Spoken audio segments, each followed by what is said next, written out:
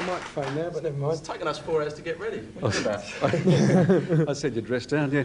Was I right? I mean, was that really what you were after, to try and provide initially an alternative to the gloom of punk music? No, really. I think punk was kind of a revolution against what the 70s was becoming so boring, because the 60s had kind of finished it all. And the 70s had nothing to offer young people that was anything new. Punk threw it all away, but gave us the attitude that the most important thing about being in a band was the ideas, and not how much expensive equipment you had or how fast you can play guitar. So in a way it gave birth to us, really, as a new generation. But ideas as against image, Gary?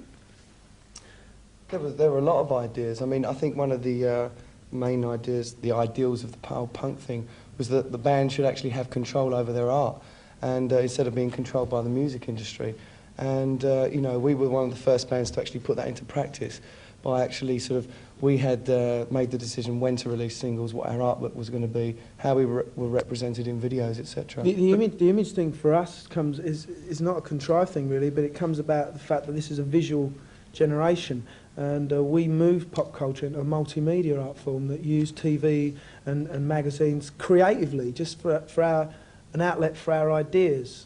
But there seems to be, John, a bit of a catch-22 about this, that you can only start to dictate what you're going to be and what you're going to do and what you're going to say once you're successful. Not necessarily. I mean, we were one of the first bands to actually dictate to a record company. We went to the company and said, this is what we want. And now, in Britain especially, bands dictate to record companies, which is how it should be. We're the artists. They just provide the money. But off the top, doesn't the record... Pardon? We spend it. You spend it. Off the top, though, doesn't it? Isn't the record company simply going to say, "Listen, we know this business better than you do"? That happened when we first went, but so much they were proved so wrong in a way, and that our ideas were so new. I mean, there's a big difference between our generation and theirs, and we grew up watching TV. That was the main thing. We had a whole load of new ideas, and we were pioneering in a new art form, and they learnt a lot from us. Now the irony is they come to us and say, "How about doing this?" Is the things that we told them 4 years ago. And we say, I'm sorry, things have changed. We've got new ideas now. Yeah. Do you find people reacting, in fact, is there a sense of pomposity about suggesting that this is a new art form? Is it a new art form? Pop culture is an art form. I think it's expanding. I think what we're doing is utilising the things that we've been used to. For instance, I think TV is one of the most important sort of art forms, and it was a natural thing to actually go into making videos and elaborate videos and trying to expand that area. And that's what we've been trying to do. It's like the music business becomes very conservative, and every now and again you need a band like ourselves, I think, to come along and suggest new ideas and try and shake it up a little bit. And, you know, that's what we've tried to do. The main thing is that there wasn't any bands to represent young people in the 70s, really. The 60s seemed such a great time to be alive. The 70s was just a hangover of the party. So now we're back where young people, bands are fairly young again, and there's no middleman anymore. It's straight from the youth to us. Well, did it start, as I read, did it start with the clothes, the idea of the image, of the dressed up group, and then the music followed? We've been wearing clothes all our lives. There'd be a parental guidance thing on the screen if we were. No, close to us, and most kids, I mean, in Australia or wherever in the world, are quite natural. I mean, when you get to 12 or 13, you want to start dressing up and attracting the women. Yes, but most of the other kids didn't. I mean, at the time that you were growing up in England... No, that's not necessarily true. England's being a poor country, youth culture is very important because it gives kids identity, because they haven't got necessarily material things or jobs to express themselves through. So youth culture gives them a means of self-expression. And as we were saying before, the band should just be a logical conclusion of that and expression for them.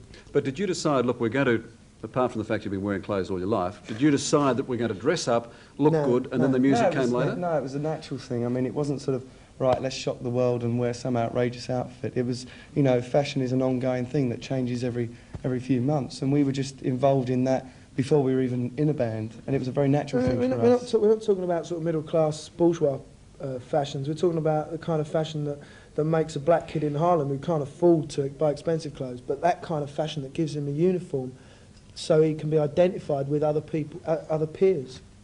Yes.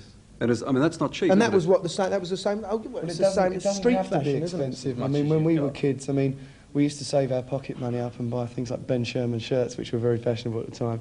I mean, it's really just pooling your resources together. You know, your aunts send you a £5 every Christmas or whatever, and you save it for a while and then buy a nice outfit. It's not the only thing. I think the thing is, young people just look for a means of self-expression. They can't necessarily find it in a job, or necessarily, or even in material things, but they find it in maybe in some ridiculous coloured clothes they wear, the way they cut their hair, or sport, or music, or even starting a family, but just anything to express themselves through. And pop culture is the most immediate way and the best thing for young people to do that in. It's also very much a rebellion thing, especially against your sort of parents and that when you're about 15, 16, you know, you're under your parents' wing for such a long time and you want to kind of break away from that.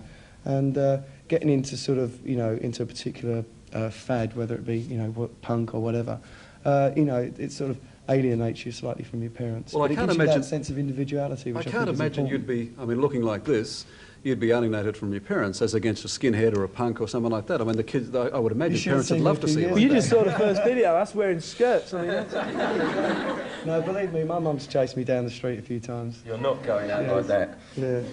What sort of, how have I brought you up in all this business? Yeah. Really?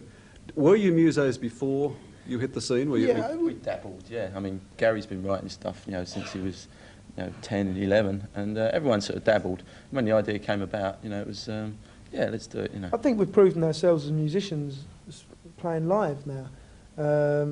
But the thing is, for us, I mean, I get just as much buzz out of a camera, I mean, operating a camera, as I do out of operating a guitar. They're just different languages to use, to say things. Do you think especially the video clips? Yeah. Yeah. I mean, video clips for us aren't promotional devices, they're creative devices. They're, well, you know, we can say so much in a video about a song as we can on a record. And also, we're the directors, which is the most important thing. Can you believe people actually pay you to have this fun? It's nice, isn't it? What about you? You mentioned your mums earlier. Your mum's proud of Yeah. the working class boys made good now? Yeah. Yeah, yeah. I mean, they're our biggest fans as usual. They've got all the platinum records on the album, on the wall. So Do they say it's nice to see you dressing proper? Well, I think sometimes they disagree with what we wear. They still have a go at us, but yeah, I don't think they are like proud. reading about some of the sordid lifestyle that we lead in the national newspapers in It's England not now and true. again. Tell us about the sordid lifestyle. Read the newspaper. Listen, I'll invite you to the next party, don't worry, Ray. I know you can buy the company. How do you stay? Obviously, at one stage it was faddish. I mean, the attention, you got attention because you were different. How do you stay one step in front of them? make good music. Yeah, I think we're, you know, sort of forever trying to be original. It's very easy for bands, especially when you get to our position, to kind of formularise your music and what you actually do, that, you know, all the things that surround that. And we've always tried to look at things differently and be very open-minded and just try and be original. I think that's why we've maintained the fans from the early days and also expanded that. I think playing live is very important. I mean, Yeah. to get over to Australia now and to actually meet the kids who've been buying our records for 4 years, that sort of contact is very important for a band's longevity. That's the most important thing. I mean, also, someone said to me the other night he thought the production was quite big in the entertainment centre. Well, I actually think the production looked big because it was the entire place. You know, it included 11,500 people. That was our production because everyone was up and everyone was part of it. I also think that the other thing is not to become some sort of egotistical recluse like your Rod Stewarts of this world, but to still try and keep your feet on the ground and to make your influences relevant. I was going to ask you, how you do that. The fact is that now you're very, very successful. Now you need the entourage, you need the bodyguards, you need these things. I mean, is it possible, without being coy, is it possible to go back and see mum and dad, to go back and see the God, boys in yeah. the block? Yeah, I mean, when we do get back to London, we do pretty sort of reasonably ordinary things anyway. I still like going to restaurants and... It's hard Yeah, though. I mean, seeing yeah. I friends. mean, things are different, you know. But It's not as easy as it was. much I as mean, you can. do tend to get a lot of attention from people in the street. You know, you walk down and people are twisting their necks backwards to say, God, is that Tony Hadley that just went Yeah, I by? thought you looked much better than that. All right, you mentioned video clips. Let's take a look at just of your latest video clip. Now, you were all involved in the British Ethiopian record, the Band Aid record. Were you happy with what's happened to that? Yeah. very much so. I think the thing is that we all pay a lot of money in taxes, but I don't think personally agree in the way it's distributed. I don't approve of the way the government spend their money so much. So it was our opportunity to, a time when more money is made by the record industry than any other time of the year, to make sure that the majority of that money went to a cause that was apolitical and that was also worthwhile. Yes, I was going to say, I wonder whether we've had lots of reports. There of he course, is. Just to prove he was on it. reports since then that the money isn't going necessarily to the people No, in need. it is. Midge and Bob have they been been out in organising it? Africa actually making sure it gets in people's mouths. which has been their ethic all the way through. And you know, I mean, they've been fantastic. I mean, most of the credit should go to Bob Geldof for actually getting the thing together. What did you think when Bob first contacted you? Well, I thought it was impossible. I mean, I thought the cause was good, and I said, yeah, we're very sympathetic to it, but we're actually going to be in Japan when it's happening. He rang me 3 times in Japan, and then I said, well, look, I'm going to go to Germany now to do a TV show. We was going to do a TV show with Duran Duran. So we was in Germany, he rang again in Germany.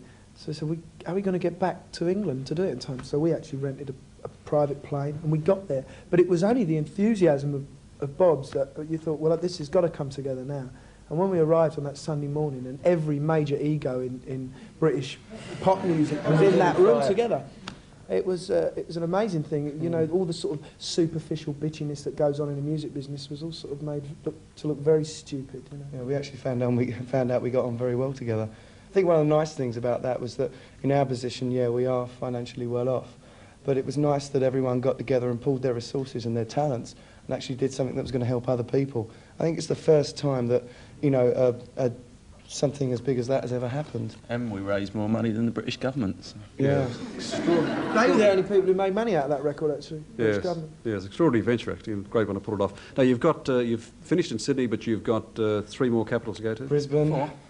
Brisbane, Adelaide, Perth, Melbourne. Yeah, that's right. In that order. And then we're actually coming back to Sydney for some time off because we need to do some writing. We've been touring since beginning of November, and you know, you don't get a lot of opportunities to write, so we're going to spend some time in Sydney because it's a nice place. All right, thanks for your time, and thanks for your comments. Would you Thank please thank the Lordship?